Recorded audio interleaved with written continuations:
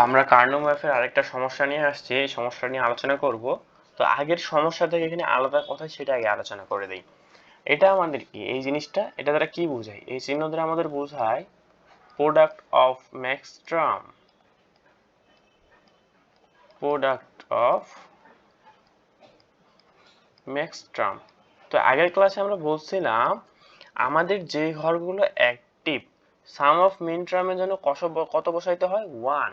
কিন্তু product of ম্যাক্সট্রামের জন্য কত বসাইতে হয় আমাদের? 0। এই কথাটা আমাদের মনে রাখতে হবে। তাহলে এখানে আমাদের ভেরিয়েবল কয়টা? একটা, দুইটা, তিনটা, চারটা। তো চারটা ভেরিয়েবল দিয়ে আমাদের সর্বোচ্চ ঘর কয়টা হবে? আমাদের ঘর সংখ্যা হবে 2 পাওয়ার 4। আমার ঘর সংখ্যা কয়টি হবে? 16টি ঘর হবে, তাই না? তাহলে আমাদের ভেরিয়েবল গুলো কি? ডব্লিউ, এক্স, ওয়াই, জেড, মানে 1 2 4 8, তাই না? আচ্ছা, তাহলে 16 ঘর বিশিষ্ট একটা আমরা কার্নো ম্যাপ অঙ্কন করে ফেলি।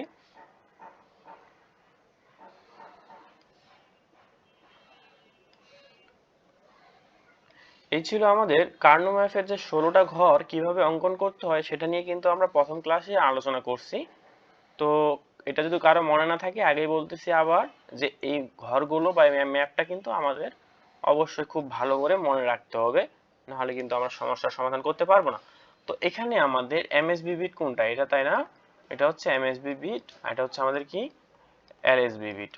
তো আমরা এমএসবি বিটের পরের যে দুইটা বিট 16 ঘরের জন্য সেই দুটো এখানে লিখছিলাম, W bar, X bar, W bar X, W X, W X bar.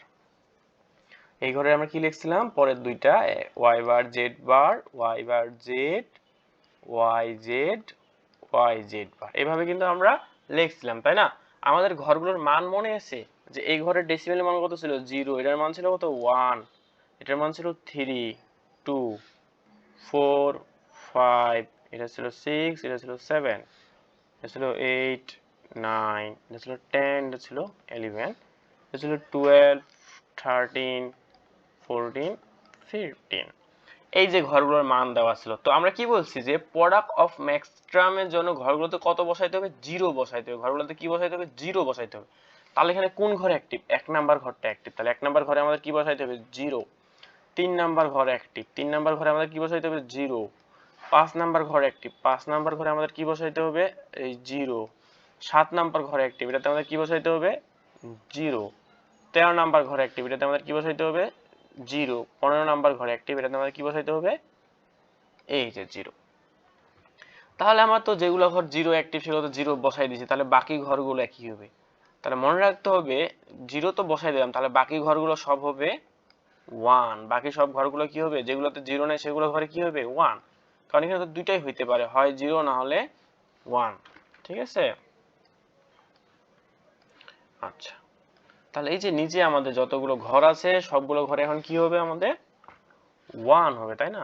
এই ঘরগুলোতে হবে আমাদের 1 1 1 1 1 1 1 1 1 1, তাই না? তাহলে এখানে আমরা কি করতে পারি? লুপ তৈরি করতে পারি। লুপ দুই ভাবে করতে পারি আমরা, কিন্তু লুপটা 0 ধরেও করতে পারি, 1 ধরেও করতে পারি। তাহলে আমরা এখানে দুইটাই সমাধান করবো। একবার লুপ তৈরি করবো কি 0 ধরে, একবার লুপ তৈরি করবো আমরা কি ধরে? 1 ধরে, তাই না? খেয়াল করে দেখেন তো, আমরা যদি এটাকে মাঝখানে দুই ভাগ করি, দুই ভাগ করে যদি পাল্টাই দেই, তাহলে কিন্তু আমাদের এই যে এই টার্ম আর আমাদের এই টার্ম, তাহলে অক্টেট হয়ে গেল। আমাদের 8 ঘর বিশিষ্ট একটা লুপ হয়ে গেল না? তাহলে 8 ঘর বিশিষ্ট লুপ হইলো। তাহলে আমরা ফাংশনটাকে f দ্বারা প্রকাশ করছিলাম, আমরা 1 কনসিডার করতেছি। এই যে এই চারটা আর এই চারটা, এই 8টা মিলে কি একটা লুপ হয়েছে কিনা? একটা লুপ হয়েছে। তাহলে এখানে কি কমন যায়? এই 8টার মধ্যে কমন যায় কি? এই বরাবর, মানে এই সাইড দিক দিয়ে কিন্তু একটাও কমন যায় না, চারটা চারটা আলাদা। তাহলে এখানে আছে y বার z বার, এখানে আছে কি? y z বার। তাহলে এই দুটো থেকে কি কমন যায়? z বার। ঠিক আছে? একইভাবে নিচে এই চারটা মিলে একটা লুপ তৈরি করা যায় না? তাহলে এখানে কি কমন যায়? এই টার্মটা পুরোটাই কমন যায়। সূত্রের প্লাস ছিল আমাদের w x বার। তাহলে এই দিক থেকে এটা কমন যায়, তাই না? কারণ এটা তো কি, এটাতেও আছে, এটাতেও আছে, এটাতেও আছে, এটাতেও আছে, কিন্তু উপরে কি কোনো কিছু কমন যায়? উপরে চারটা প্রত্যেকটা আলাদা আলাদা, তাই না? কোনো জায়গায় কোনো জিনিস একটা কমন নাই। তাহলে ছিল এটা হচ্ছে আমরা যদি 1 ধরে ক্যালকুলেশন করি তার অ্যান্সার। এখন যদি আমরা 0 ধরে করি, আমরা যদি 0 ধরে লুপ তৈরি করি, না এখন আপনার মন চাইছে যে না আপনি 1 ধরে করবেন না, আপনি কি ধরে করবেন, 0 ধরে করবেন, করতে পারেন। তো বিষয় হচ্ছে অন্য জায়গায়, যখন আপনি 0 ধরে ক্যালকুলেশন করবেন তখন এই যে ফাংশন ফলাফলের উপরে আপনাকে একটা প্রাইম দিতে হবে। ঠিক আছে, 0 ধরে যখন ক্যালকুলেশন করবেন তখন এটার উপরে একটা কি দিতে হবে, প্রাইম দিতে হবে। ধরেন তাহলে 0 ধরে দেখেন তো এই চারটা মিলে কি একটা লুপ তৈরি হয়, তাই না? এই লুপে কি কমন যায়, এই লুপে এইদিকে, এই লুপে কি নিছে, এইদিকে এই দুইটা ঘর না, এদিকে এই দুইটা ঘর, তাহলে এই দুইটার মধ্যে কি কমন যায়, ডব্লিউ বার। আবার এদিকে কোন দুইটা ঘর, এই দুইটা ঘর, তাই না? তাহলে এই দুইটার মধ্যে ঘরের মধ্যে কি কমন যায়, এই দুইটা ঘরের মধ্যে কমন যায় হচ্ছে আমাদের জেড, তাই না? আচ্ছা, তারপরের লুপে যাওয়ার আগে কি চিহ্ন দিতে হয় আমাদের, প্লাস। এই যে আমাদের এটা একটা আরো একটা লুপ, তাই না? তাহলে খেয়াল করে দেখেন তো এই লুপটা কি এই দুইটা ঘর মিলে নিছে, এই দুটো ঘরের মধ্যে কি কমন যায়, এই ঘর আর এই ঘরের মধ্যে এক্স কমন যায়। আবার এই দুইটা লুপ এই দুইটা ঘর মিলে নিছে, তো এই দুইটা ঘরের মধ্যে কি কমন যায় আমাদের, জেড কমন যায়। ঠিক আছে, এইটুকুই শুধু পার্থক্য। পার্থক্য কোথায়, যদি আমরা 1 ধরে ক্যালকুলেশন করি তাহলে স্বাভাবিকভাবে আমরা ফাংশন ব্যবহার করব, যদি আমরা 0 ধরে ক্যালকুলেশন করি তাহলে এই ফাংশনের উপর একটা কি দিতে হবে, বার দিতে হবে, তাই না? তাহলে এখন কাজ কি, আমাদের তো অ্যান্সার ফাংশন লাগবে, বারের না, তার জন্য বারটাকে আমরা এদিকে পার করে দিব। তাহলে আমাদের f সমান সমান কি হবে, w বার z প্লাস xz। তাহলে এই বারটা এদিকে চলে যাবে না। এখন যদি আমরা বারটাকে ভাঙিয়ে দেই তাহলে কি থাকে, w বার z এর উপরে bar, breaking the bar, changing the operator, তাই না? তো বারটাকে আমরা আরো ভিতরে ভাঙিয়ে দিতে পারি, w প্লাস z বার x বার প্লাস z বার। ডি মর্গান লতে পড়ছি আমরা, breaking the bar, changing the operator. তাহলে এই যে ফলাফলটা হলো, এই ফলাফলটা আমরা কি পাইলাম দেখেন তো, এগুলা যোগের গুণ না, যোগের গুণ। তাহলে এটাকে বলা হয় কি, product of sum, product of sum. আর প্রথমে যেটা পাইছিলাম আমরা কি, সাম অফ মিনট্রাম, সাম অফ মিনট্রাম, অথবা সহজ কথা এটাকে বলতে পারেন সব। আর এটা আমার কি ছিল, পস, এটা ছিল আমাদের পস, তাই তো? তাহলে শপের যদি অ্যান্সার বের করতে হয় তাহলে আপনাকে 1 কনসিডার হয়ে ক্যালকুলেশন করতে হবে। আর যদি মনে হয় না আমার অ্যান্সারটা কোনো কারণে পসে দরকার, তখন আপনাকে কি 0 ধরে ক্যালকুলেশন করতে হবে, আর এটার উপর একটা কি দিতে হবে, পাই দিতে হবে। এইটুকুই শুধু আমাদের বেসিক। ঠিক আছে, আচ্ছা আমরা এরপরে আরেকটা সমস্যার সমাধান করি। বলছে কে ম্যাপের সাহায্য ব্যবহার করে আমাদের এটা সমাধান করতে হবে, তাই না? কিন্তু এখানে অনেক কিছু মিসিং। এখানে কি আছে, এ বি সি, এখানে আবার ডি। তাহলে টোটাল ভেরিয়েবল কয়টা আমাদের, এ বি সি ডি। তাহলে 4টা ভেরিয়েবল হলে আমাদের ঘর কয়টা হবে, 16টা ঘর হবে, তাই না? তাহলে আমরা আমাদের প্রথমে 16টা ঘর ডিজাইন করে ফেলি।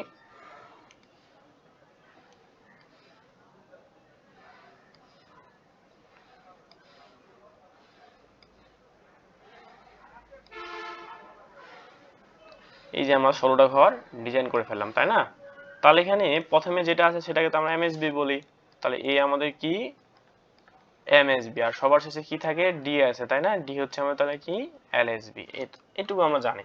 তারপরে ঘরগুলোতে কিভাবে মান বসাইতে হয় সেটাও আমরা জানি, A bar B bar, A bar B, A B, A B bar. আর এটা কি, C bar D bar, C bar D, C D, C D bar, তাই না? তাহলে আমাদের এখন কি নিতে হবে, এটা কি আছে, এ বার বি আর একটা হচ্ছে সি বার। তাহলে যেই ঘরগুলোতে এটা আছে সেই ঘরগুলোতে আমরা 1 বসাইতে হবে। কেন, কারণ এই যে টার্মগুলো আছে এই টার্মগুলো কিসে আছে, এই টার্মগুলো আছে আমাদের শপে। শপে থাকলে সেই ঘরগুলোতে কি বসাইতে হবে, 1 বসাইতে হবে।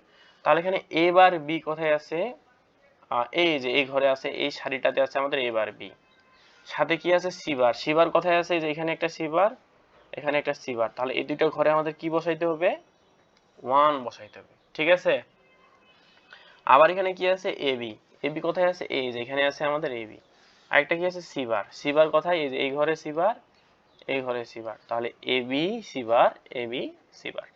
আবার এটা কি আছে, বি সি বার, তাহলে আমাদের বি লাগবে, তাই না? বি কোথায় আছে, এই যে এই ঘরে তো আমাদের বি আছে, এই ঘরে তো আমাদের বি আছে, আর এটা কি লাগবে আমাদের, C bar D, C bar D. তাহলে সি বার ডি কোথায় আছে, এই যে আমাদের সি বার ডি। তাহলে বি কোথায় কোথায় আছে, এই যে এই সারিটাতে আমাদের বি আছে, তাই না, এই দুইটা সারিতে বি আছে। আর একটাতে কি আছে, C bar D, C bar D কোথায় আছে, এটা। তাহলে কি হয়, এদিক দিয়ে গেলে আমাদের এই ঘরেই আসে, তো ওই আগেই ঘরে আসে। তাহলে তো আমার এখানে আবার আলাদা আলাদা করে ওয়ান বসানোর দরকার নাই, কারণ আমরা কিন্তু একবার ওয়ান বসাই ফেলছি, তাই না। তাহলে এই চারটা মিলে কি একটা লুপ হয়, তাই না, লুপ। তাহলে ওয়াই ইকুয়াল কি হবে আমাদের, এদিক থেকে কি কমন যায়, এখানে আছে এ বার বি, এখানে আছে এ বার বি বার, তাহলে এখান থেকে কি কমন যায়, বি কমন যায়, বি কমন যায়। আর এখানে আছে সি বার ডি, এখানে আছে সি বার ডি, তাহলে কি কমন যায়, সি বার কমন যায়। এই তো এটা হলো আমাদের সমাধান, ঠিক আছে। তো আমরা আরো দুই একটা এক্সাম্পল দেখি, তাহলে আমাদের জন্য আরো বেশি ক্লিয়ার হবে। এখানে কি বলছে, simplify the following equation using K map, তাই না। তো এখানে এটা আমাদের কে ম্যাপ দ্বারা ইউজ করতে হবে, কিন্তু কে ম্যাপের যে ভেরিয়েবল কয়টা সেটা তো আমরা এখনো জানি না, তাই না। তার জন্য আমাদের দেখতে হবে এখানে সব থেকে বড় মান কত, 15, সব থেকে বড় মান কত, 15। এখন বলেন যে 15 বানানোর জন্য আমাদের সর্বনিম্ন কয়টা ভেরিয়েবল দরকার, তিনটা ভেরিয়েবল দিয়ে কি 15 বানানো সম্ভব। আপনি যে তিনটা ভেরিয়েবল বানান তাহলে কি আসবে এখানে, 1 2 4, 4 2 6 কে 7, তাহলে তিনটা ভেরিয়েবল দিয়ে তো সর্বোচ্চ আমরা 7 বানাইতে পারি, 15 বানাইতে পারি না, তাই না।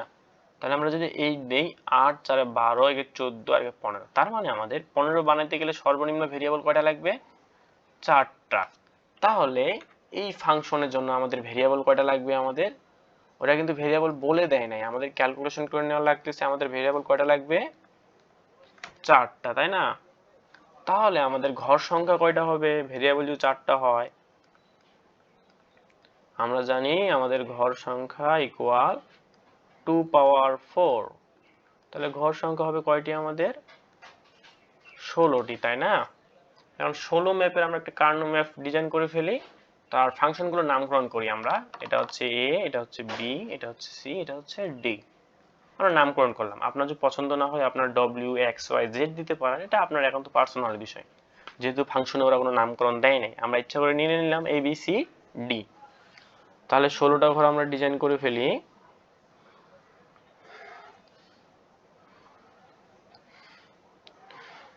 ঘর আমরা ডিজাইন করে ফেললাম সুন্দর করে।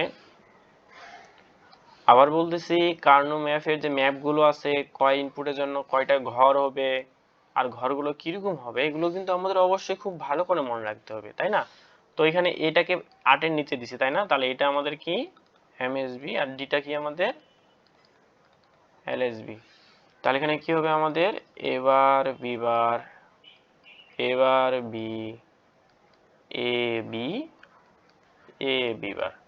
আর এখানে আমাদের কি হবে, C bar D bar, C bar D, C D, C D bar, তাই না। আচ্ছা, এখন আমাদের কোনগুলো ঘর অ্যাক্টিভ আগে বলি, এগুলো কি, এটা কি, এটা আগে বলেন তো। এটা হচ্ছে আমাদের কি, সাম অফ মিন টার্ম। তাহলে সাম অফ মিন টার্ম হইলে যে ঘরগুলো অ্যাক্টিভ সেই ঘরগুলো তো কত বসাইতে হয়, 1 বসাইতে হয়, তাই না। এখানে 0 নাম্বার ঘর অ্যাক্টিভ, 0 নাম্বার ঘর কোনটা ছিল, এটা 0 নাম্বার ঘর ছিল না এটা, তাহলে এই ঘরে অ্যাক্টিভ, তাহলে 1। তারপরে 1 নাম্বার ঘর অ্যাক্টিভ, 1 নাম্বার ঘর কোনটা ছিল, এটা ছিল 1 নাম্বার ঘর অ্যাক্টিভ, তাহলে এটা হচ্ছে 1। 8 নাম্বার ঘর কোনটা ছিল, এটা ছিল আমার 0 1, আমরা ঘর নাম্বার বসাই দিই তাহলে সুবিধা হবে, এটা 0 নাম্বার ঘর, এটা 1 নাম্বার ঘর, এটা 2, এটা 3 নাম্বার ঘর, এটা 2 নাম্বার ঘর, এটা ছিল 4 নাম্বার ঘর, 5 নাম্বার ঘর, 7 নাম্বার ঘর, 6 নাম্বার ঘর, এটা ছিল 8 9 10 11 12 13 14 15, এইভাবে ঘর নাম্বার ছিল। তাহলে এখানে 0 নাম্বার ঘর অ্যাক্টিভ, ওই জন্য ওইভাবে 1 দিছি। 1 নাম্বার ঘর অ্যাক্টিভ, 1 দিছি। 8 নাম্বার ঘর অ্যাক্টিভ, এই যে 8 নাম্বার ঘর। তারপরে 11 নাম্বার ঘর অ্যাক্টিভ, এই যে 11 নাম্বার ঘর। তারপরে 12 নাম্বার ঘর অ্যাক্টিভ, 12 নাম্বার কই, এই যে 12 নাম্বার ঘর অ্যাক্টিভ। তারপরে 15 নাম্বার ঘর অ্যাক্টিভ, এই যে ঘরগুলো হচ্ছে আমাদের অ্যাক্টিভ। তো ঘর নাম্বারগুলো তো আমার দরকার নেই, এগুলো আমাদের ক্যালকুলেশন সময় ওলট পালট লাগতে পারে, এই জন্য আমি মুছে দিচ্ছি। তো মূলত আমি এগুলো দিছিলাম হচ্ছে আপনাদের বোঝানোর জন্য, যেন আপনারা এটা বুঝতে পারেন যে আসলে কোন ঘরে আমি কিসের মান বসাচ্ছি, ঠিক আছে। তাহলে এগুলো আমি মুছে দিলাম। এখন আমাদের কাজ যেটা হবে, আমাদের কি কাজ হবে, যে আমাদের লুপ তৈরি করা, তাই না। এখানে আমাদের এখন লুপ তৈরি করতে হবে। তো চলুন আমরা লুপ তৈরি করি। লুপ কিভাবে তৈরি করা যায়। এখানে 4 বিটের তো লুপ বানানো যাচ্ছে না, বানানো সম্ভব না। তাহলে আমরা এই দুইটা মিলে আমরা একটা লুপ বলতে পারি। এই দুইটা মিলে কিন্তু আমরা একটা লুপ বলতে পারি। এই দুইটা মিলে কি কিন্তু আমরা একটা লুপ বলতে পারি, তাই না? তাহলে আমাদের ফাংশন অ্যান্সার কি হবে একটু খেয়াল করে দেখি। ফাংশন, তাহলে এই দুইটা লুপের মধ্যে কি কমন যায়? এই দিক থেকে দেখেন, এই দিক থেকে এটা তো কি এবার বিবার আছে, এটা তো এবার বিবার আছে, তাহলে এই দিক থেকে কমন যায় এবার বিবার। আর উপরের দুইটা ঘরে কি সি বার ডি বার, এখানে আছে সি বার ডি বার, তাহলে এই দুইটা ঘরের মধ্যে কি কমন যায় আমাদের? সি বার, তাই না? আচ্ছা, প্লাস দিলাম। আবার এই দুইটার মধ্যে কি কমন যায়? এদিকে এই ঘরে আছে কি এ বি, এটা আছে এ বি বার, তাহলে কি কমন যায় এখান থেকে? এ কমন যায়। আর এখানে এই ঘরের উপরে কি আছে? সি বার ডি বার, তাহলে এই ঘরেও সি বার ডি বার আছে, এই ঘরেও সি বার ডি বার আছে, তাহলে এখানে হবে সি বার ডি বার প্লাস। একইভাবে এই দুইটা ঘর থেকে কি কমন যায়? এই দিক থেকে এ কমন যায়। আর এর উপরে কি আছে? C D, C D. এই তো এটা হলো আমাদের কি ফাইনাল অ্যান্সার, ঠিক আছে? একইভাবে যদি আমরা এটা সমাধান করি আমরা কিন্তু করতে পারি, তাই না? এখানে কত আছে আমাদের? 13। 13 বানানোর জন্য সর্বনিম্ন আমাদের কয়টা ভেরিয়েবল দরকার? 4টা ভেরিয়েবল দরকার। এখানে খেয়াল করে দেখেন, 3টা ভেরিয়েবল দিয়ে কি আপনি কখনো 13 বানাইতে পারবেন? 3টা ভেরিয়েবল দিয়ে সর্বোচ্চ কত হবে? 4, 2 এ 6 আর 1 এ 7 হবে। 13 তো হবে না। 13 জন্য তাহলে কয়টা ভেরিয়েবল হবে? 4টা। 8, 4, 12, 1 এ 13। তাহলে আমাদের 4 বিশিষ্ট একটা কার্নো ম্যাপ সমাধান করতে হবে। তো যেহেতু 4টা ভেরিয়েবল লাগবে, তো 4টা ভেরিয়েবলের জন্য আমরা তো লুপ অঙ্কন করতে শিখছি। আমাদের 4 ভেরিয়েবলের লুপে কয়টা ঘর থাকে? লুপে আমাদের ঘর থাকে 16টা। এইভাবে 16টা ঘর ডিজাইন করে নেবেন।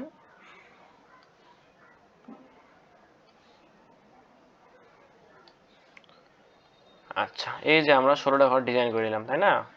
তো এখানে আমরা কি লিখবো? এবার বি বার, এটা কিন্তু আমাদের মনে রাখতে হবে। A bar B, A B, A B bar, C bar D, C bar D, C D, C D বার।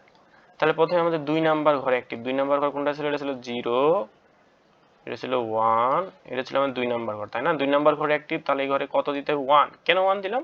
কারণ এটা কি? এটা হচ্ছে সাম অফ মিন টার্ম, কিন্তু প্রোডাক্ট অফ ম্যাক্স টার্ম থাকলে অ্যাক্টিভ ঘরগুলোতে দিতে হইতো আমাদের 0, 4। তাহলে এটা ছিল 3, এটা ছিল আমাদের 4। 4 নাম্বার ঘরে 1 দিতে হবে, তাই না? এটা ছিল 5, এটা ছিল আমাদের 6। 6 নাম্বার ঘর আছে না এখানে? আরেকটা কথা আছে 7 নাম্বার ঘর আছে, এটা 7 নাম্বার ঘর। এখানে কত দিতে হবে? 1। 10, 8, 9, 10, 11, এটা ছিল 12 নাম্বার ঘর, এটা ছিল আমাদের 13 নাম্বার ঘর। এখান থেকে কিন্তু আমাদের এখন লুপ তৈরি করতে হবে, তাই না? কিভাবে লুপ তৈরি করা যায়? এই যে এই দুইটা মিলে একটা লুপ তৈরি করা যায়, তাই না? আবার এই দুইটা মিলে একটা লুপ তৈরি করা যায়, যায় যায়।